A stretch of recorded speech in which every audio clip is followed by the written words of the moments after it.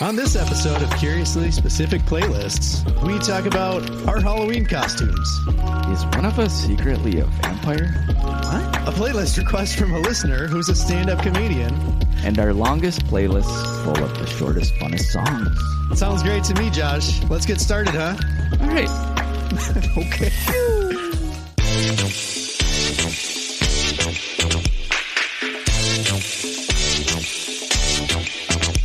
You know how sometimes you have a really specific situation in your life and you wish that you had a music playlist that would fit that mood? You mean like every day, Paul? That's right, Josh. Longtime fan, first time caller. Love the show. Hey guys, huge fan of the show. I'm searching for a music playlist. If you could make me up a playlist. I've got a need for a playlist.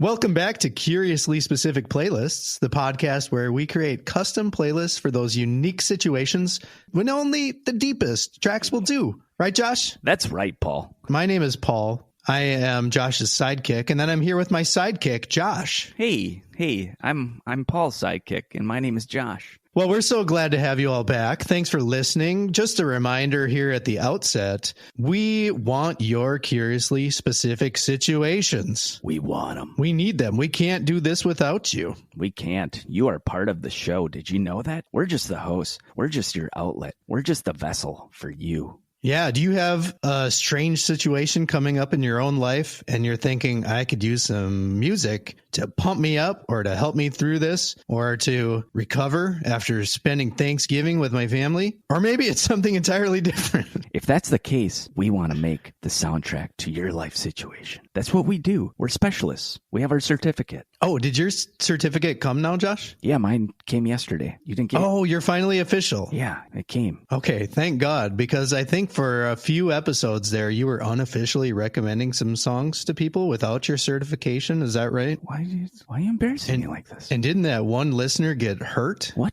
While they were listening to one of those songs? I have podcast insurance. It works. It's fine. Everything's cool. Okay. Yeah. All right. I just don't want to get sued again. Yeah. But you've had yours, right? Oh, yeah. Well, Yeah, I got mine last summer. I think as long as one of us has it, like you've been a supervisor to me these past, 6 months, that's all fine. Yeah. Well, then why were you calling me your sidekick that whole time? Well, I felt like it was kind of demeaning to call me intern Josh. Uh-huh. Do you want me to go back to that title? Well, maybe retroactively for those weeks when you were actually uncertified and you were more of an intern. We should have been calling you intern Josh at the time. So maybe we do that for the next episode or two to make up for it. Okay.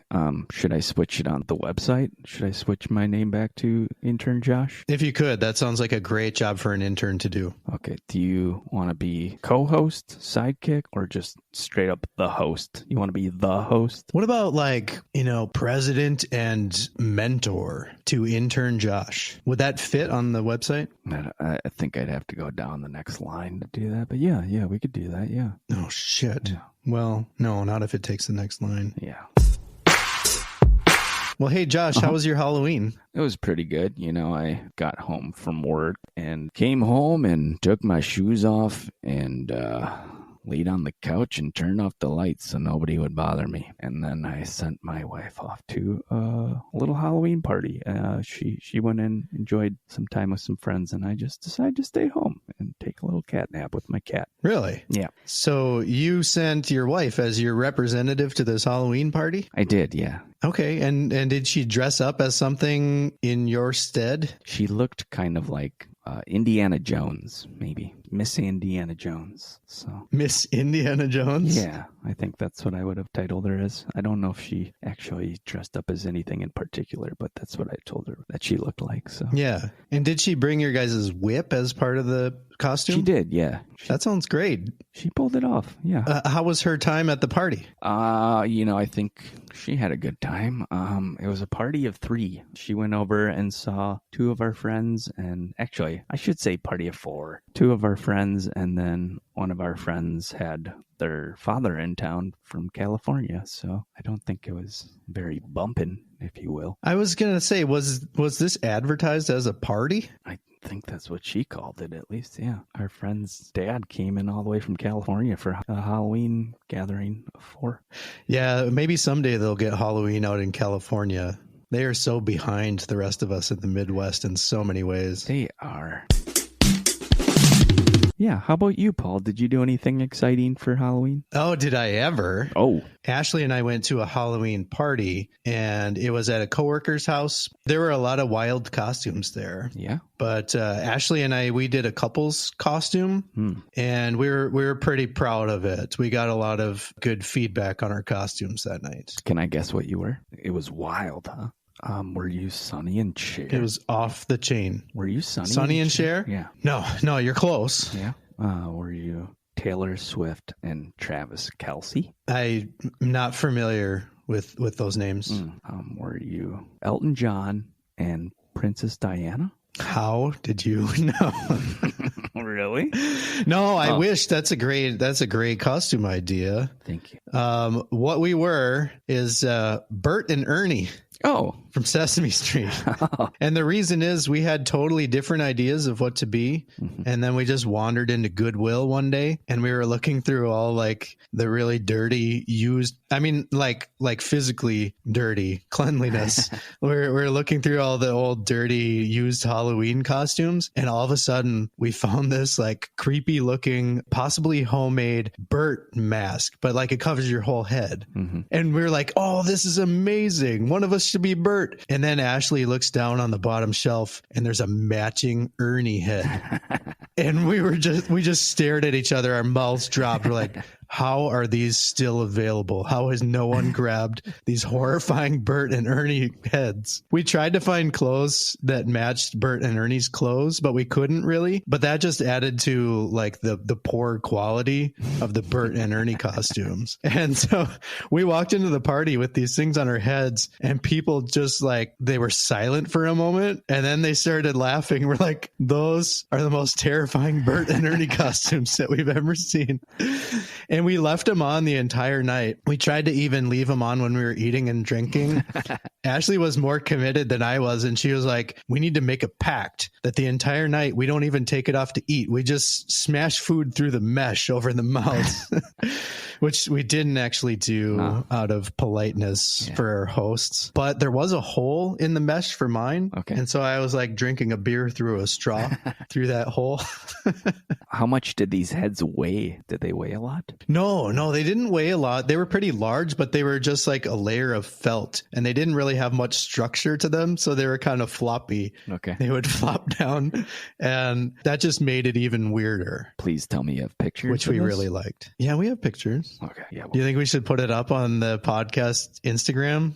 Yeah. I mean, why not? All right. Well, maybe you can talk me into us doing that. I'll have to ask Ashley first. What went down at this actual party of yours? Well, Ashley and I were hanging out with some people from our work. At one point, Ashley's like, we should play a game because they had some games sitting out. Yeah. And we saw the game Telestrations. Have you ever played that? No, never heard of it. Yeah. Oh, so me and my kids have it. It's like a cross between the telephone game and Pictionary. Okay. All right. I'm following. Everyone gets a little whiteboard kind of thing with some pages that you flip over. You get a word or a phrase. And so you have to draw it. And then you pass it to the next person and they just see the drawing and they have to write what they think it is. And then they pass it to the next person who just sees the words and they have to draw that. And so it keeps going around like you're drawing, writing. And by the end, it's all mixed up, right?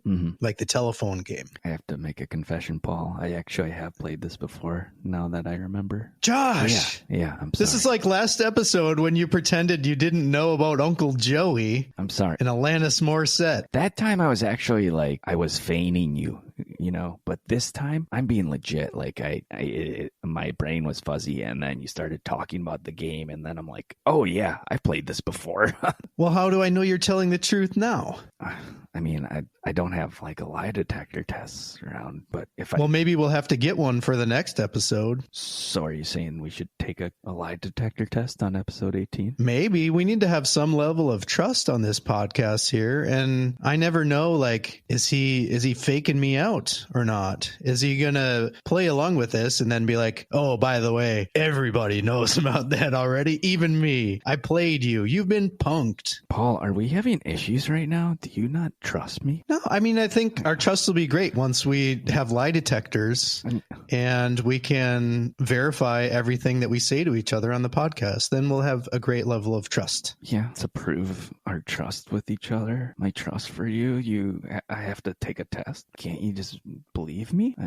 Well, see, that's the thing. We wouldn't have to believe each other anymore. Yeah. We could have complete trust because we would always know whether or not the other person's telling the truth. I think that seems really healthy and honest. Okay, well, I mean, like, can we just do it one time and then move on from this? Like, I don't want to have to take this test all the time. Tests scare me. Get scared taking tests. I guess. I mean, let's do it on a trial basis and see how it goes. I'm nervous right now. I'm nervous just thinking about it. Well, we haven't even bought the test yet. Plus, there are ways to get around it. Like if you have a tack in your shoe or you're sucking on a penny, right? Then you can fake out the machine. Do you think Golden Seal would help me too? Should I pound some Golden Seal? I've heard. Yeah. That's probably another thing. Yeah, okay. Let's write lie detector on our shopping list for next episode. Okay. Let's put a pin in it. I don't even know what that means. All right. I don't. I just felt like saying that. So, Josh, when we were playing this Telestrations game, what we slowly started to realize was that this was the adult version of Telestrations, which I didn't even know existed. But you know how there's like, what's the name of that game? Cards Against Humanity. Oh, yeah. That's like for adults. And then there's a kids version. Like my kids and I have the kids version of Cards Against Humanity. Well, I thought there was only a kids version of Telestrations. Turns out there's a very adult version of Telestrations. Go on. And we were unaware when we picked up this game. What does that mean? We didn't know what the night had in store for us. So we had this round where one of the people got this really, really dirty word. Right. Then as that one made its way around the circle, the next person had to do a really dirty drawing. And then the next person had to guess what really dirty thing it was and then drawing. And as it was going around the circle, every person was like, what? How is this in the game? This is crazy. So it gets to me and I'm supposed to read what it says and then draw it. And what it says is huge with no And so what do? I draw a huge with no gotta do what it says. Yeah. And then I pass it on to the next person. They're like, what is this? And so then at the end of the round, we're all finished up. And then the person who originally had that, they go through all the writing and all the drawings and show how it progressed throughout. And at first it's, so the word turned out to just be, but then the next person drew a huge and then the person after that was like, there's no on it, but they didn't know, does it usually have just gonna probably does it? Do they? It's still undetermined. So that person looks at the drawing and then they write huge with no and then I get it and I draw a big with no and then I pass it on to Ashley and what she writes is no mushrooms, please. Do you have a favorite Halloween costume that you've ever dressed as? Yeah, about 10 years ago, I went as an OCD magazine salesman, which was pretty easy for me to do considering I have OCD. But the one that... Right, you just needed to carry a magazine. Right, multiple, and lay them out in a very fashionable, orderly way. So, yeah. And then just give a sales pitch. I need more details about this. Yeah, okay. Can you describe this a little more, if you would, for our listener? Well, I walked around one night, dressed up in a suit coat and slicked my hair back and wore some nice black frame glasses, tucked my shirt in, did the whole 9 yards of looking real slick and sharp, and would walk up to people randomly, hoping, tables between us, and then laying out about a dozen magazines in an orderly fashion. And hey, Josh? Yeah. Did you have to hope there was a table in between you, or could you just go to where the tables were? Yeah, I suppose I could have done that too. Just start talking. I hope there's a table here. I don't have time to check. I'm a busy magazine salesman. I can only dream. So you would lay down a dozen or so magazines in front of them on the table in a super orderly fashion. Huh? Yeah, I just wanted to make sure that, they didn't touch each other. There was a little space between them. And then I wanted to make sure, everything laid down very flush, and asked them to please not touch them. Like I was the only one who was allowed to touch them. And I would flip the pages for them and ask them, questions like, what are you looking for? Home goods, or are you into sports, or do you like tools? So then I had magazines for those scenarios. So were you selling subscriptions to the magazines, or just one magazine? Just one magazine, just one at a time. Yeah, other than that, I was going to also bring up, in elementary school, I went as Elvis Presley 3 years straight, thanks to my mother, who bought me all of the great goods and spray painted sideburns on me, and dyed my hair black. Did you have to act the part then when you were at school?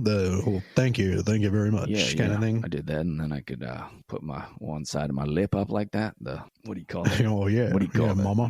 Hey, mama. Hey, sexy mama. Call all the other kids in your class sexy mama all the time. The lunch ladies. Yeah, I don't know why they Thank you very much, sexy mama. I still don't understand why they sent me home later that day. It's weird.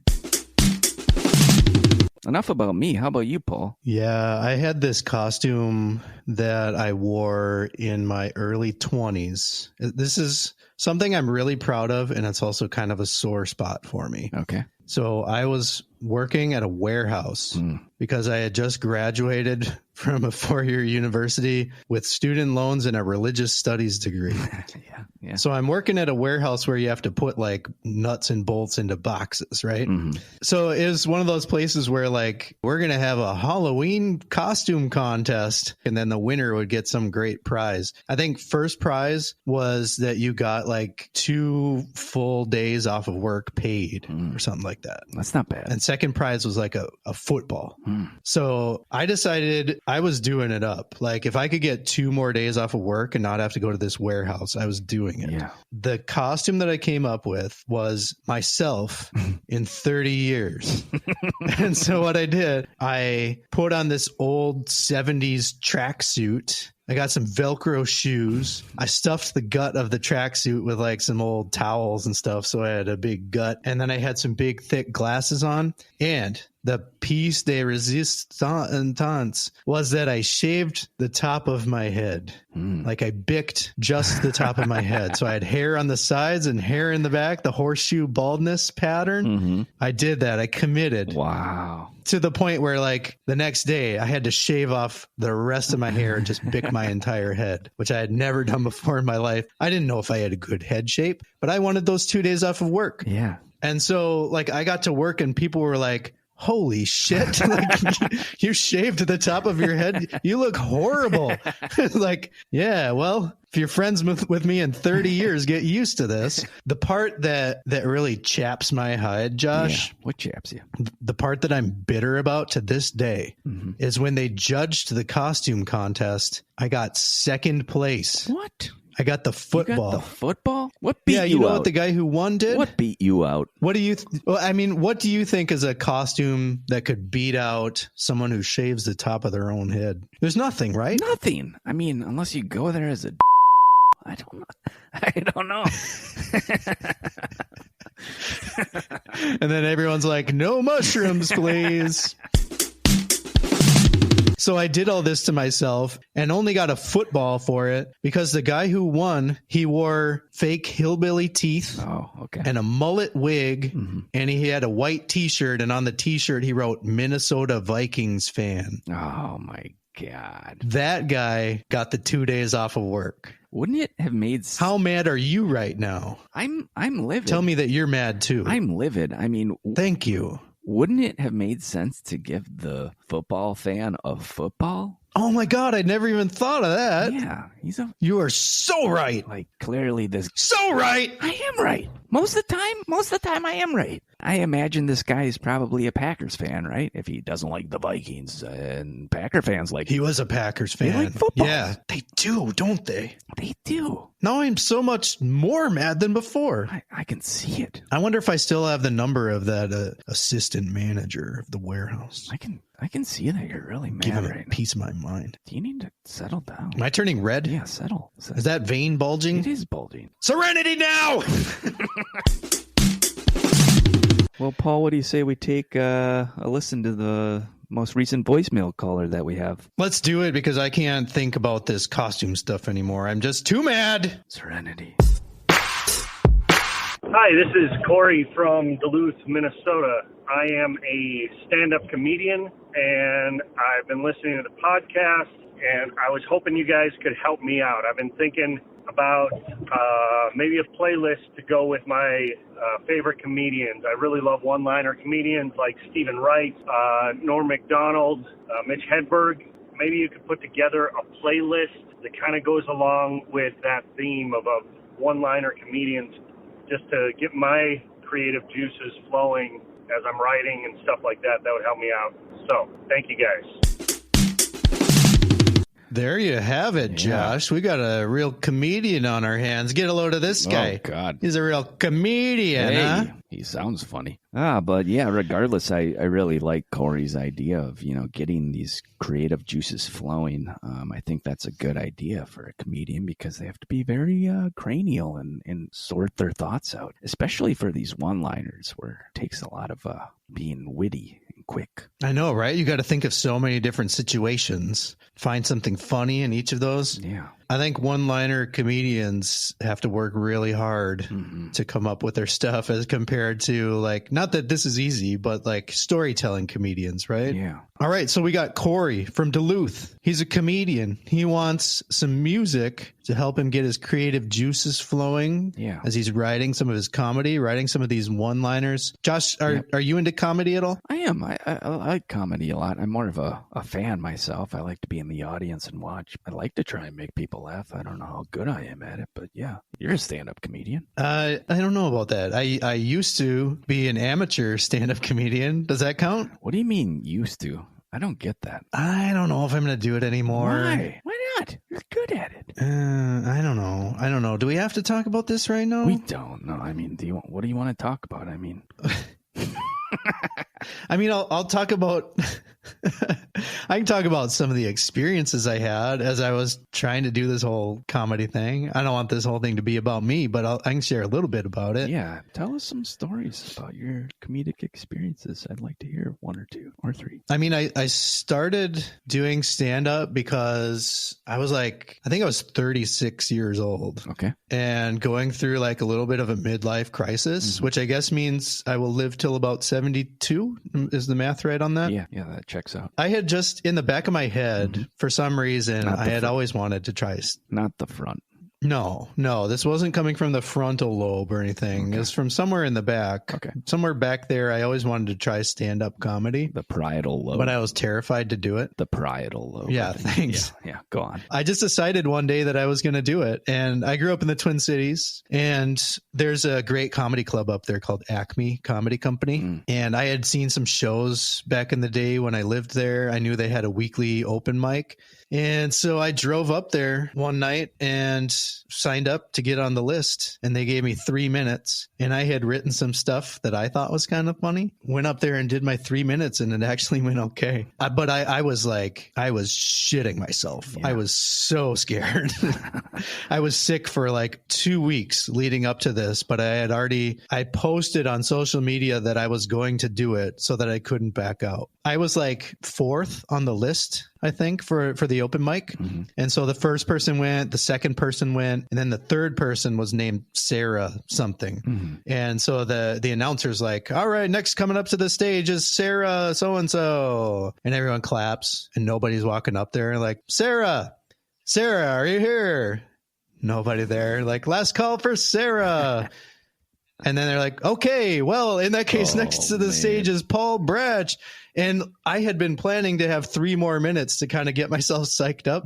But all of a sudden I'm standing up and I'm walking to the stage and I feel like I'm going to black out. And I grab the mic. I heard myself saying, well, I don't know how I'm going to follow Sarah here. And it got a big laugh from the crowd. I think it's kind of stupid, but a little silly.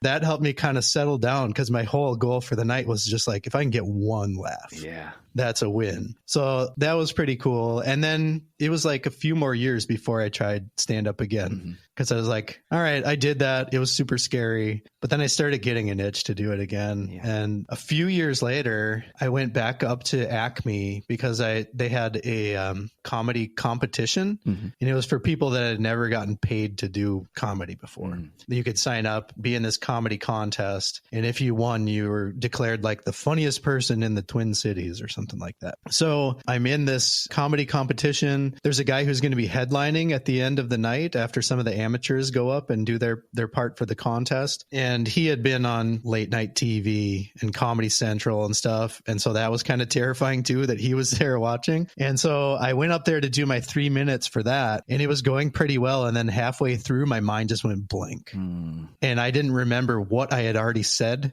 what I was about to try and say. I didn't remember anything. And I just remember going, oh shit, into the microphone.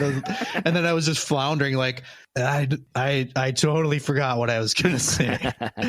And then I just like jumped to something that I knew was kind of at the end of my set. It was like, I probably haven't said this. So I skipped over a bunch of stuff. Nothing made sense. And then I just walked outside and just hated on myself for a long time. I was so disappointed. Those are the 2 times that I've been on stage up at Acme. At like a real big comedy club. One was great. One was a nightmare. But that's showbiz, baby. Yeah, that'd be a tough gig. I don't know if I could do it. I don't know if you could pay me to do it. Yeah. Let's follow up on that, Josh. What would it take to convince you to go up at an open mic night and do like a 3-minute set? I can't think of anything, to be honest, other than if you can persuade 500 people to listen to this next podcast episode within the first month. Really? Yeah. No way. Yeah. Are you serious? I'm dead serious. If I can get 500 people to listen to episode 17. Yep. In the first month. You will go up at an open mic night and do a comedy set. I'll do it with your comedy crew. Is that what you call yourself? Yeah. It's still happening. It happens monthly. Okay. At a little brewery in town. Paul, if you can get 500 people to listen to this next episode in the first month of its I've never been so motivated. Yeah. I was going to offer to buy a whole bunch of magazines from you, but this is even better. Okay, yeah. Because this helps the podcast. I mean, the magazines are still on the table. No pun intended. The magazines are still on the table. Yeah. Both. I don't know. You have Consumer Reports? I do, as a matter of fact. Yeah. Over here on the lower left-hand side. I'll take a look after the show. Can I just want to turn the... So, Josh, do you remember in Corey's message, he said that he wants to get his creative juices flowing? Yeah. What does he mean by the juices part? I was hoping you knew. Yeah. Yeah. It's a little weird, right? The creative juices. I don't know if he's talking about like apple juice, not a very creative juice. No. Right? Probably the least. But like apple, strawberry, banana. Yeah. More creative. Throw some mango in there. You know, I was thinking about these creative juices and comedy. And if you were going to make a creative juice for Corey, what kinds of things would you juice to help him boost his comedy creativity? What would you put in that juicer? Are we just talking metaphorically or are we talking literally? Like literal things to throw in? I think literal. Let's do literal. Like what comes to mind for me is when I was in middle school, I had this book of David Letterman top 10 lists. Okay. And it was hilarious. I think I would put that in the juicer. Oh. I think that would help his creativity. Okay. You see what I'm saying? Yeah, I get you. Yeah. What else should we put in here? Yeah, maybe like some Sudoku or something, to get his brain working. Fire off those neurons, get that neuroplasticity moving. Love it. Yeah. Love it. Yeah. I would add to that some fake dog poop, because that is hilarious. Yeah. Oh, now that you say that, like maybe some of those fake candy cigarettes. I don't know, just like a sugar high. Oh, yeah. Those are like cool and funny. Yeah. That would be like, if you're one of those badass kind of comedians, right, doing the dirty nursery rhymes in your leather jacket. The best. Josh, are there comedians that you were really into when you were growing up? Comedians that have influenced you? It's interesting listening back to Corey's message. It seems like I have a similar liking to the comedy stylings of Corey. I'm a big fan of Mitch Hedberg and Stephen Wright. See Mary Mack, who's a local comedian. Tig Notaro? Is that how you say her last name? Yeah. Tig Notaro. Yeah. Yeah, so I like those kind of goofy, witty, one-liner type people. I do enjoy the storytelling as well, but I feel like I connect more with the one-liner folks because that's just kind of how my brain works too. So, you ever seen any of those comedians in person? I've never watched or seen them in person, but I was at an open mic when I lived in Minneapolis, and I was watching it standing right next to Mary Mack, who was in the audience watching, and I was laughing more at her giggles and laughter more so than the actual person telling the jokes, because she just has such a contagious laugh, and yeah, she's just got a really good presence. She's full of joy. She is. She's got a great presence about her. So that's it for me. Yeah, how about you? What are your influences as far as comedians go? I was also a huge Mitch Hedberg fan. Got a couple of his albums when I was in high school, and my friends and I would listen to them all the time and just quote all his one-liner jokes to each other constantly. Like he had stuff like people have probably heard Mitch's jokes, right? Yeah, I would think most people know Mitch Hedberg. Yeah. He's got stuff like an escalator can never be broken. It can only become stairs. This escalator is not working. Sorry for the convenience. He was from St. Paul. Yeah, he was. And so, he was a local boy, and I got to see him live twice. Oh, wow. Once at Acme, once at a big theater. He was performing with Louis Black.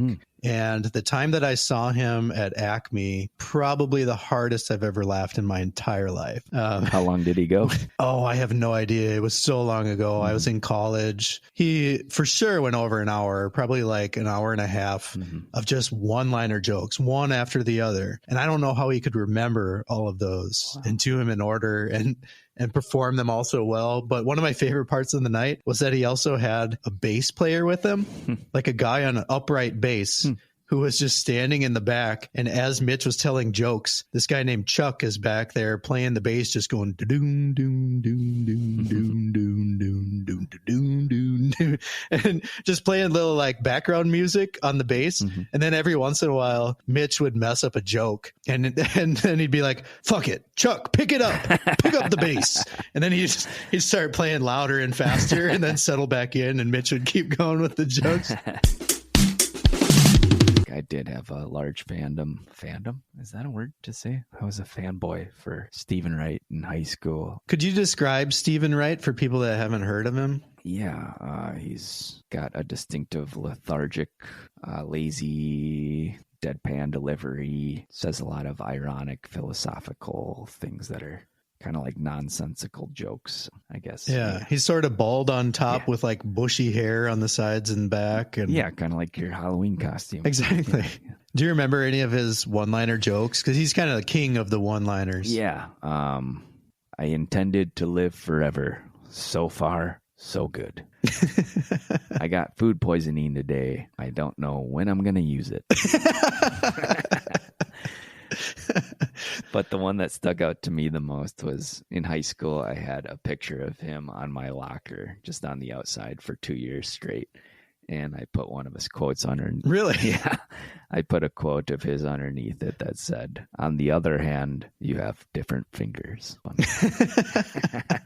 That was on the outside of your locker. That's like what you wanted your personality to be for those 2 years. Exactly. That's hilarious that you had that on your locker, because when I was in high school for a year or two, I had a second locker that was by the band room. Wow. Because I had to keep my trumpet somewhere. Big. And so inside of my band locker, well, first of all, I was a huge David Letterman fan. Were you a fanboy? And then that became, I had a huge fanboy for David Letterman.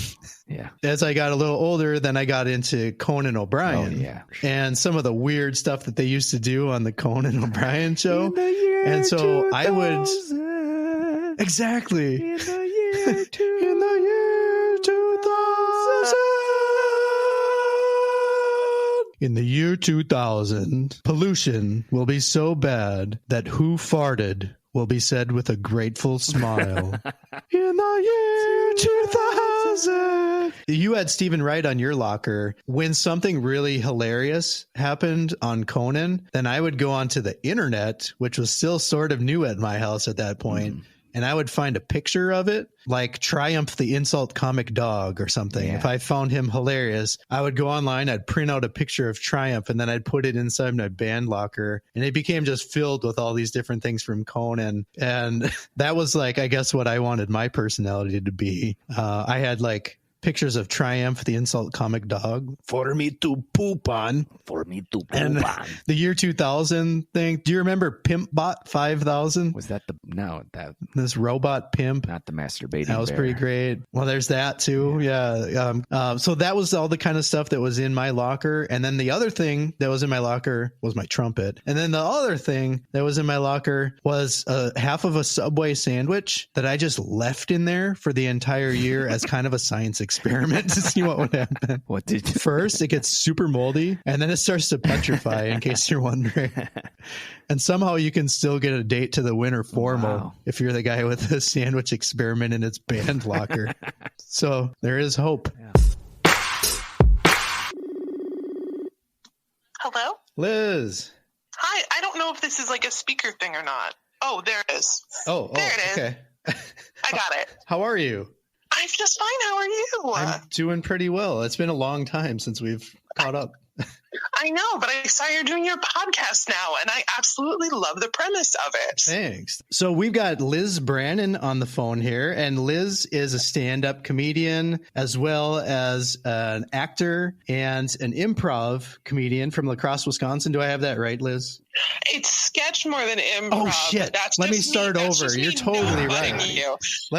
Don't. Leave this in. Leave this in. No, I was no-butting you just to show you how bad of an improv comedian I am. Because if I was an improv comedian, I would have said, that's perfect. Can I get a place? Well, Liz, I know you've been doing stand-up for quite a while. When did you first start? Oh, gosh. September of 2008. Wow. Nice. Nice. That's a good run. I didn't really start consistently doing stand-up until 2015, though. So It hasn't been that long. Also, I apologize. My cats have decided to be the noisiest. So there might be just some fun little jingles. Damn it, Liz. That's going to be so hard to take out in editing. Yeah, I don't. Oh, they're fine. They're menaces. So, Liz, you've always been one of my favorite comedians, not just in the area, but period. And I mean that.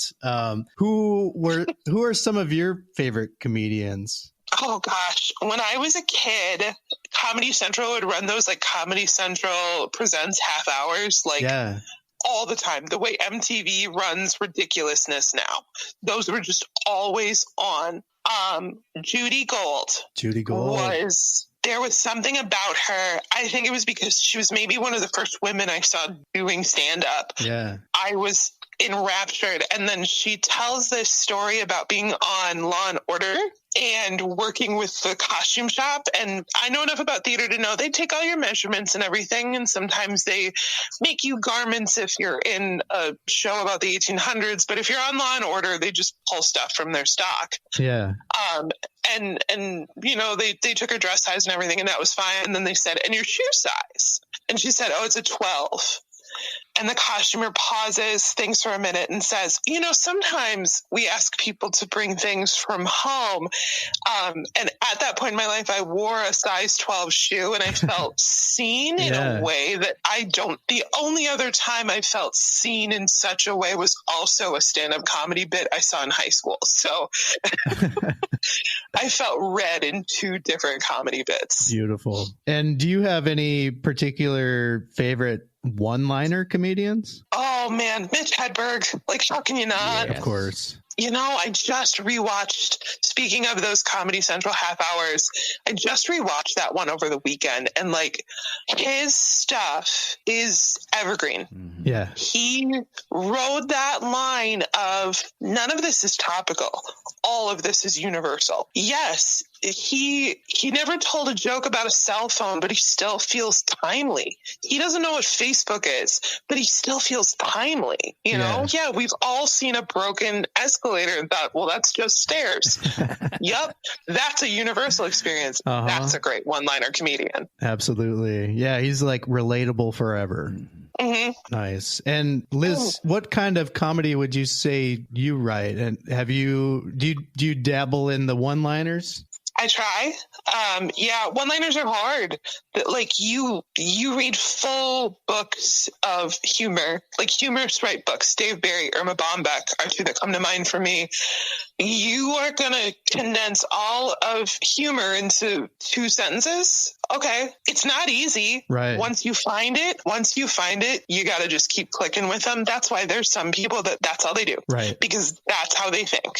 Then you have people that have different styles in there. They just had one come to them, you know, lightning strikes where it strikes. Yeah. Do you happen to have any audio of your dog poop joke? Probably. I'd have to do a lot of listening. Do you want me to just do it live? I think we could do that. Yeah, you can laugh if you want to. You don't have to. That's how all of my jokes are. I wrote this, if you want a little behind the music moment for it, I wrote it at the root note right before an open mic because the barista was really nice. Like, it was just really nice to me. And they said, hey, will you write a poop joke? And you just wrote this on the spot. Yep. And you've been telling it for a while now, and it kills. Oh, it was my closer. It's been my closer at times. Like, this is a tentpole joke, and I am proof that you don't have to work that hard at writing sometimes. Sometimes they just come to you. But the joke, it goes thusly. Have you ever noticed that it's only okay to carry around a bag of poop if you have a dog? And the dog is with you, and it's the dog's poop. It's the dumbest joke. It's so dumb. I love it every time. I like watching people start to absolutely lose it at the second part, and then like, no, baby, it's the rule of 3s. There's one more. Don't you love that feeling of like they're already laughing, thinking that was the joke, and you're sitting back thinking, I've got more. Just wait.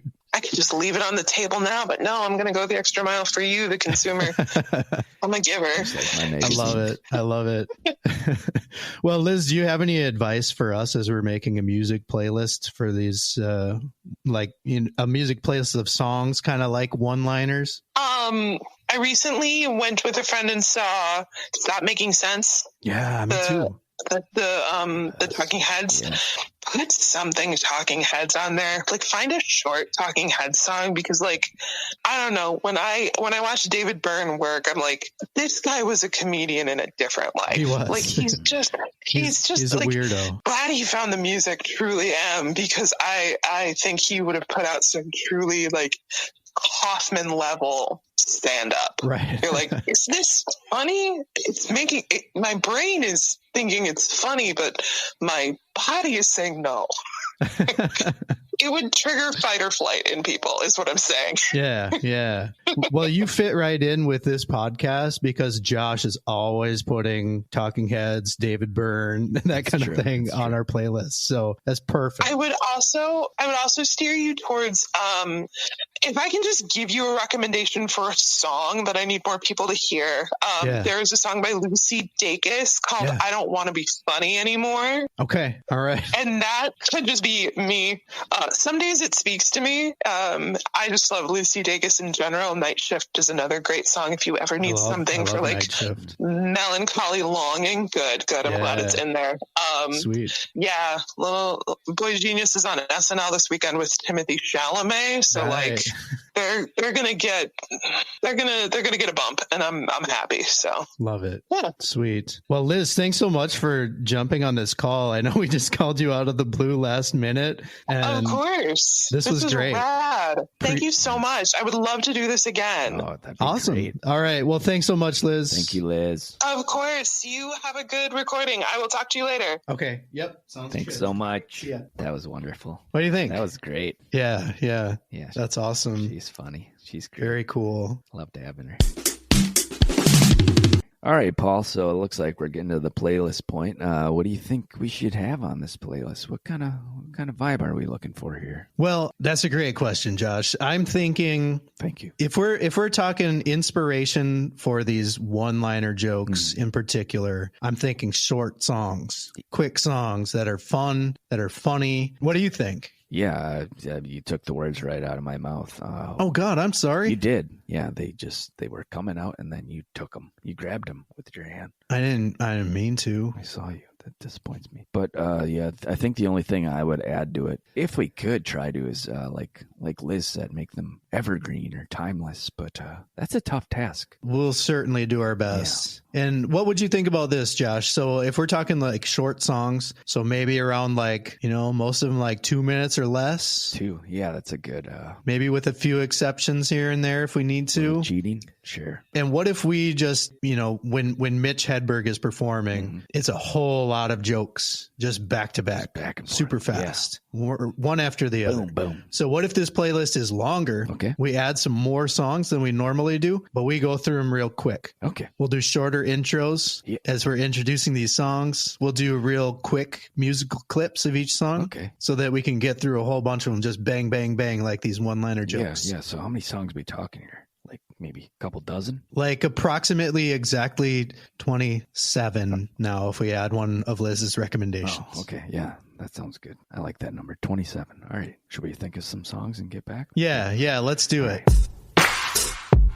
Well, we're back. What do you say we name this playlist One-Liners? Let's do it. Yeah, makes sense, right? Yeah, these are one-liner type songs. They're short, quick, fun. We got a whole bunch of them back to back. It's kind of like a Mitch Hedberg joke or Stephen Wright, wouldn't you say? I would absolutely say that, Josh. What do we got first on our one-liners playlist? Well, I think we're going to start it off with our guest that we just had on, Liz, with Who Is It? A live version by the Talking Heads. We hope you like this, Liz. This was the shortest one we could find, and it bangs.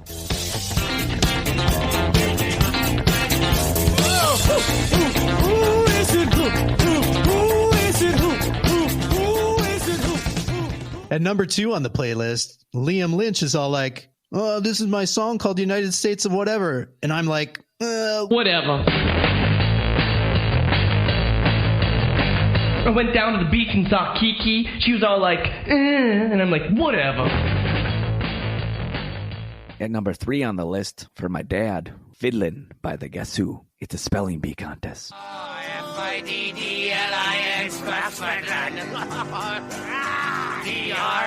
Drinkin, spell stringer.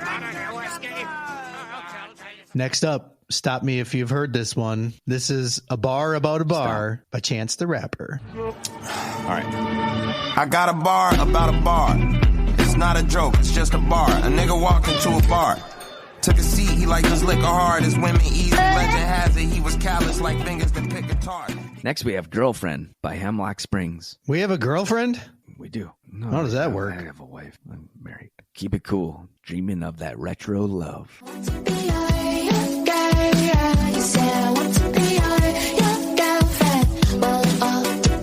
You say I want to be your girlfriend. I don't know what you did, but you definitely asked for this one. This is You Were Asking for This One by Rav.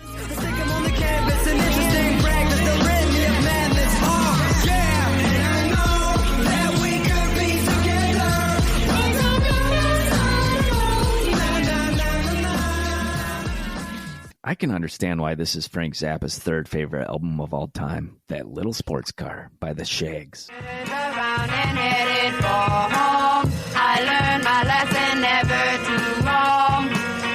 I learned my lesson, never do wrong. I'm not sure if this is a Harry Potter spell or one of my top 4 favorite songs about trying to impress the guy swimming in the lane next to you. This is Aqua Profunda by Courtney Barnett. I saw you in the lane next to me.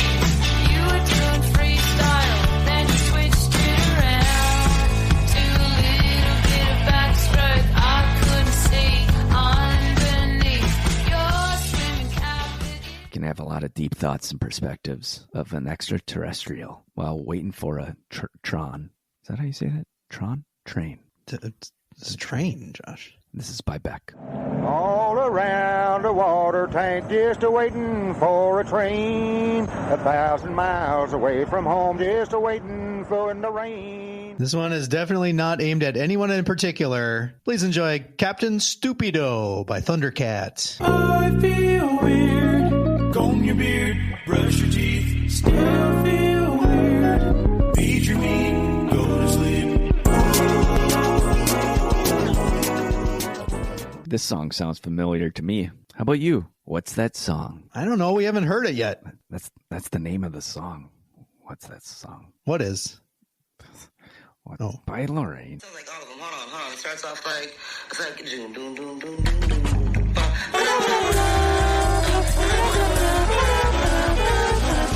Okay, hold on. It's just like I know you know the first couple of notes. Josh thinks this next band is made up of lizard people. Oh, Hillary? Here's Frequent Letdown by Illuminati Hotties. Is Hillary Clinton in this band? I'm always letting everyone down. I'm always letting everyone know I'm down. They should replace this song for Hey Macarena at weddings. It's called I'm in the Mood to Move by Ween.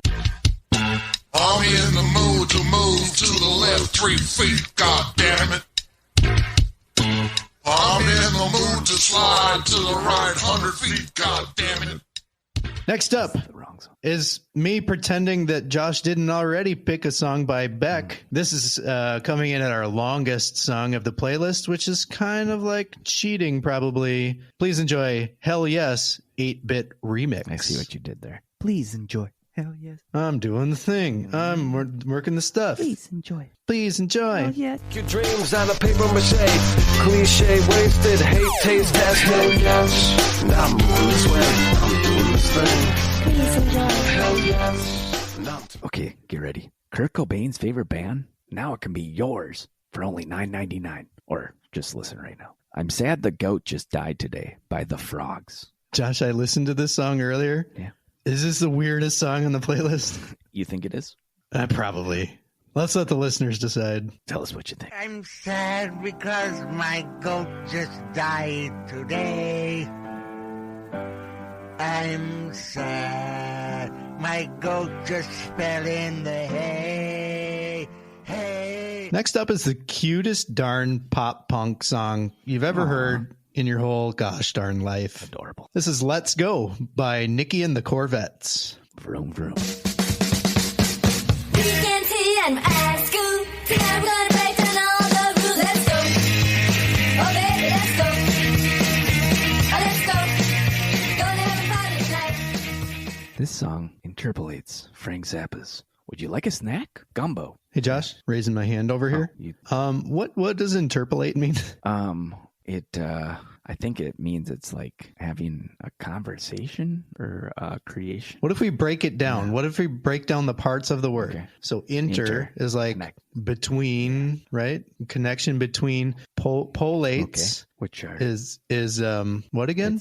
I think it's a dessert, right? It's like a frozen. Or I was thinking it was people from the country of Poland. Maybe. So maybe it's people in Poland talking to each other about what they want to eat. I think MF Doom was a big fan of Frank Zappa, so he wrote this song called Gumbo to interpolate off of a song by Frank Zappa.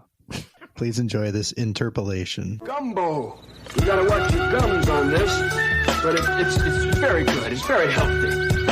Not perfect for every situation, but edible wrappers could actually beef up your next meal. Don't even think about messing with this guy. Here comes the song Kung Fu is My Fighting Style by Dan Reeder. Kung Fu is my fighting style. My fighting style is Kung Fu. So back off, bitch. Hey, Paul, I gotta go. I gotta go rubber my ducky because this next song is Sex with Ducks by Garfunkel and Oates.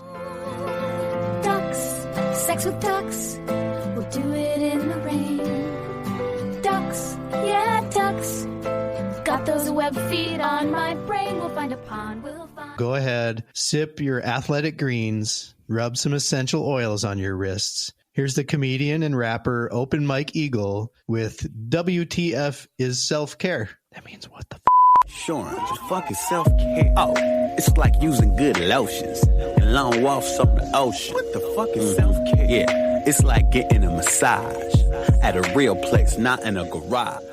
All right, next up, stick it in your pie hole or ear holes. Cheesecake Truck by King Missile. So then I got this idea about driving a cheesecake truck, because I figured at the end of the day, I could take some of the leftover cheesecakes home, and I love cheesecake. So I went to the Cheesecake Company. He's half of the sketch comedy TV series, The Tim and Eric Awesome Show, Great Job. But now 100% free of Eric's, here's Tim Heidecker with When the Cash Runs Out. When the cash runs out, I'll be just like you. The 9 to 5 and the fucking commute. When the cash runs out. I need everyone to sweat out there for the sake of the snails. Moisture by The Residents. Exactly who she was or how she died. They're more than just peaches and lumps. They can also kick out the jams. Here's the presidents of the United States of America. Well, I've been elected to rock your asses till midnight. Well, this is my term and I jammed up my perm, but it's alright. Do whatever you want, but don't steal the margarine. Frank Zappa with St. Alfonso's Pancake Breakfast. At St. Alfonso's Pancake Breakfast, where I stole the margarine and wheedled on the bingo cards in lieu of the latrine.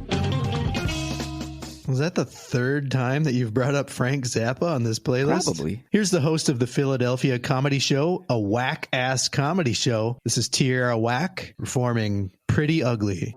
Don't worry about me, I'm doing good, I'm doing great, alright. It's about to get ugly, flow so mean, I just can't be polite. Don't worry about me, I'm doing good, I'm doing... No pardon needed here. God bless you, Timmy. Tiny Tim with Tiptoe Through the Tulips with Me.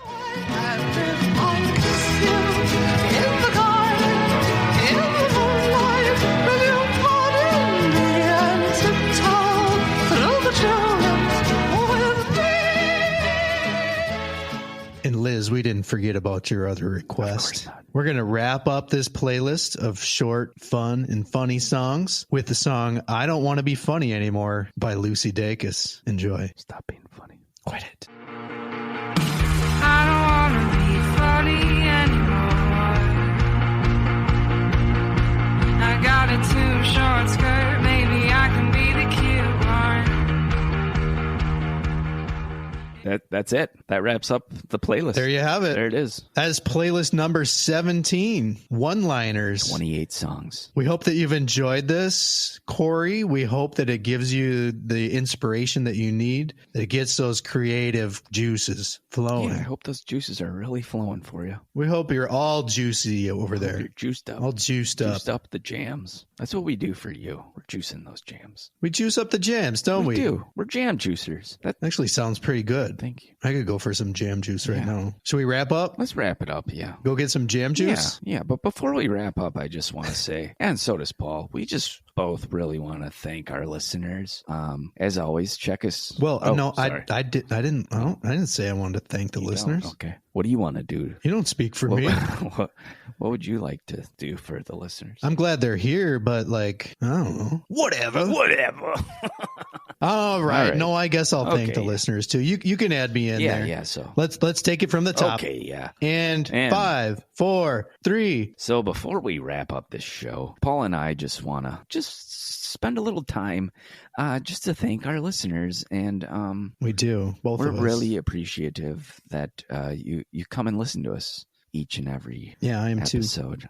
We'd really appreciate if you would follow us on Spotify or Instagram and check out our website. If you could rate us on your podcast platform, that really helps us out. So yeah, you can find playlist number 17, one-liners, on our Spotify profile. So just so that's clear, we have our podcast on Spotify, but you can also find our profile. That's where we keep all of our archived playlists. That's right. And there's a lot of them. It's getting really heavy. It is, yeah. But yeah, aside from that, if you'd like to be a future voicemail caller or write in an idea to us, you can reach us at curiouslyspecificplaylist@gmail.com, or you can directly message us on Instagram. Are there any other ways? I mean, if you see us out and about town, come say hi and tell us your situation. Right. If you guys know what we look like. So if you run into us, come say hi. Let us know your curiously specific situation. We would love to help you out. And until next time, Stay curiously specific. I could go for some jam juice right now.